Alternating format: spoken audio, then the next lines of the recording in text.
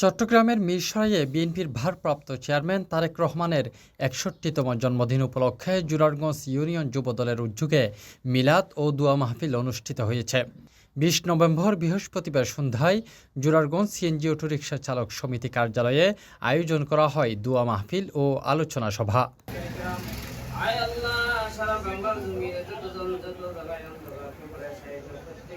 অনুষ্ঠানে উপস্থিত ছিলেন ৩ নং জুরারগঞ্জ ইউনিয়ন বিএনপির সদস্য শাহাবুদ্দিন নোবেল, ইউনিয়ন যুবদলের আহ্বায়ক শাহিনুল ইসলাম ফারুক, সদস্য সচিব আব্দুল হাই, সিনিয়র যুগ্ম আহ্বায়ক মোহাম্মদ রিফন সহ যুবদল, ছাত্রদল, কৃষক দল ও বিভিন্ন অঙ্গ সংগঠনের নেতৃবৃন্দ।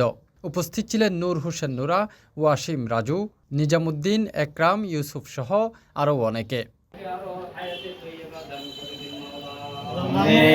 এছাড়া ইউনিয়ন ছাত্র দলের আহ্বায়ক ফিরোজ আহমদ, ইউনিয়ন কৃষক দলের সভাপতি মোজাম্মেল হোসেন ফরহাদ, সাধারণ সম্পাদক আলাউদ্দিন মারুফ, ছাত্র সমন্বয়ক জহির, আরিফ, সাইমন, মামুন, শামীম, ফুরকান, রাকিব, স্বাধীন, নবী, সাইফুদ্দিন সহ বিভিন্ন ইউনিটের নেতাকর্মীরাও মাহফিলে অংশ নেন।